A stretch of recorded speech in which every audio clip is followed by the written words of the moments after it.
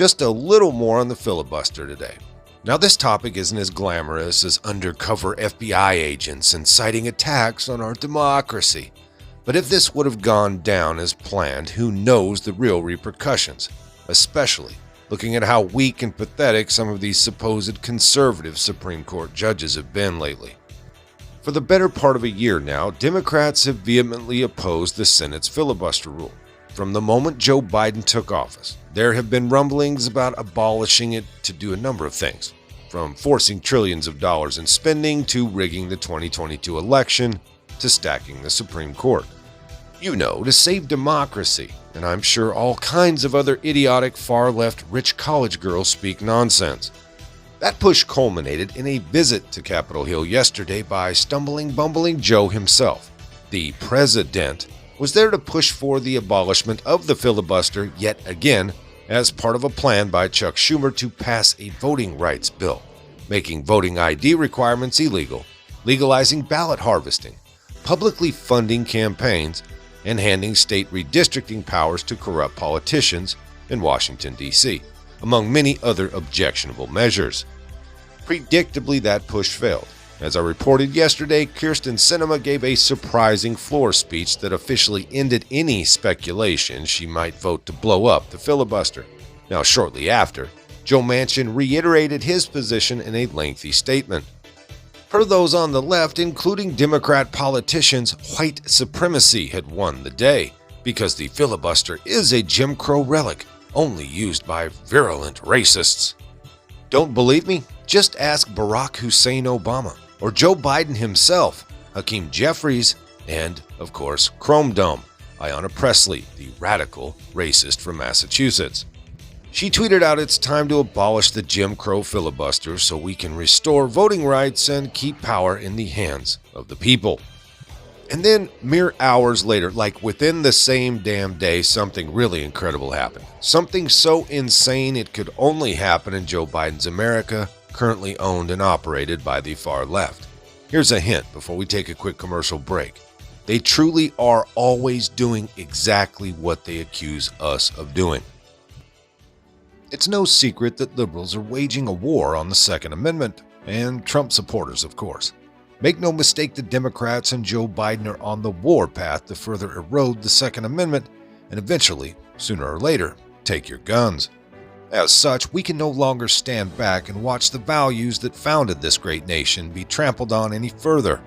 As a proud American in this God-fearing, gun-toting nation, we must stand up and fight for our rights to bear arms and the Second Amendment in every way. That's why, for a limited time only, Trump-supporting gun lovers will be able to receive a buy one, get one free limited edition gold-plated Second Amendment Is My Gun Permit coin. This amazing Second Amendment Is My Gun Permit coin is on track to become the most popular Second Amendment memorabilia out there. And as always, liberals can't stand it, which should be a good enough reason to own a couple anyway. You can pick them up by hitting that link in the description box below. Support the Second Amendment while supporting this channel. Plant that puppy proudly on your mantle or fireplace so there's never a question on where you stand. Okay, so as I was saying, literally hours after the Democrats embarked on a major offensive to abolish the filibuster as a tool of racists everywhere, they then used the same damn filibuster. I'm not kidding. They didn't just block any bill either. They did Russia's Vladimir Putin a solid by blocking Ted Cruz's bill to sanction the Nord Stream 2 pipeline. Frank Thorpe tweeted out, and 6.5 hours after the vote began, a GOP bill to impose sanctions on the Nord Stream 2 pipeline has failed 55-44, needing 60 to pass.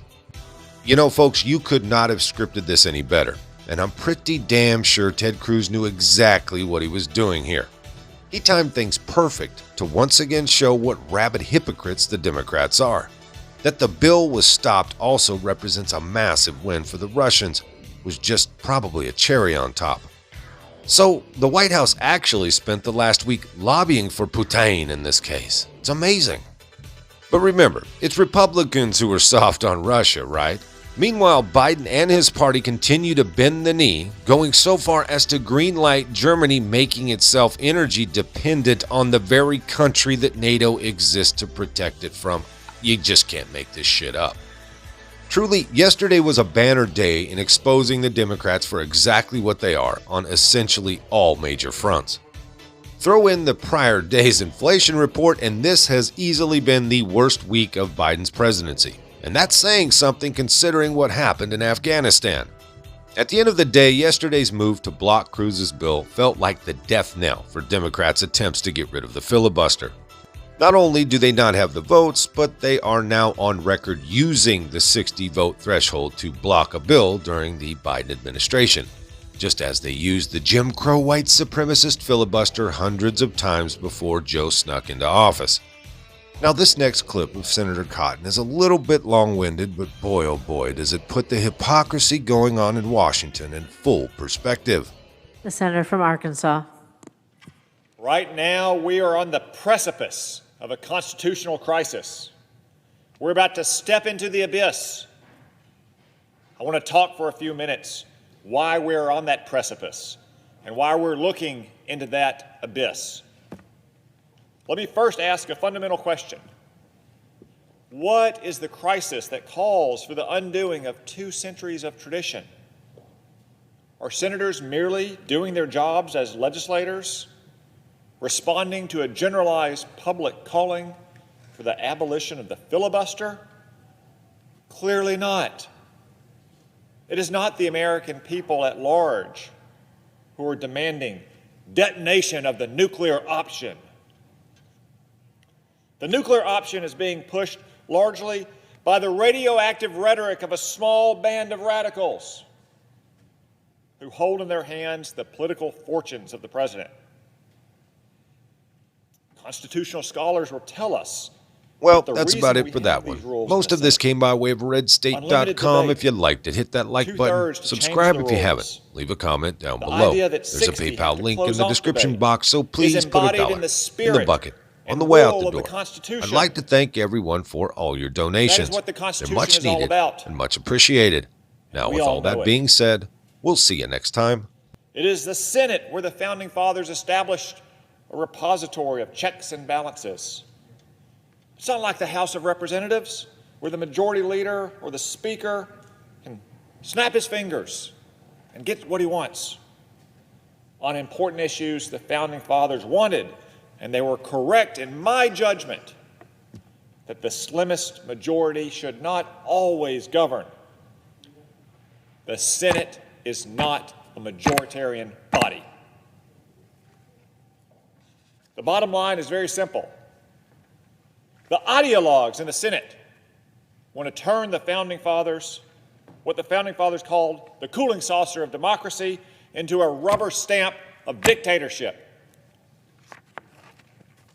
They want to make this country into a banana republic, where if you don't get your way, you change the rules. Are we going to let them? It will be a doomsday for democracy if we do. I, for one, hope and pray that it will not come to this. But I assure my colleagues, at least speaking for this senator, I will do everything I can to prevent the nuclear option from being invoked, not for the sake of myself or my party, but for the sake of this great republic and its traditions.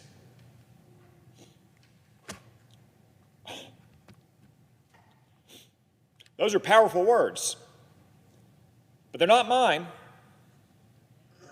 Every word of my speech today was originally spoken by our esteemed colleague, the senior senator from New York, Chuck Schumer.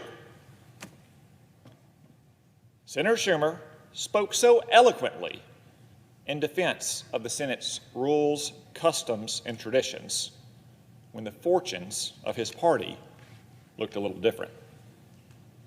My, how times have changed.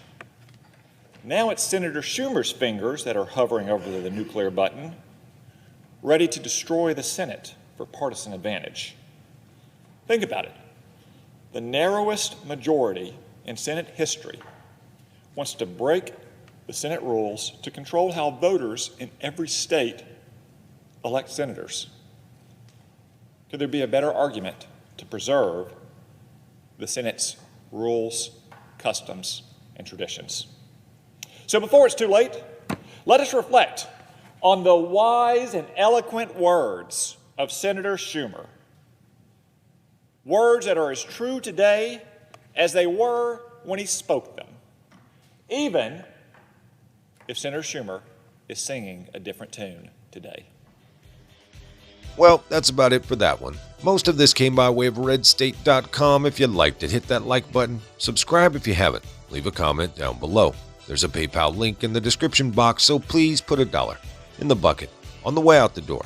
I'd like to thank everyone for all your donations. They're much needed and much appreciated.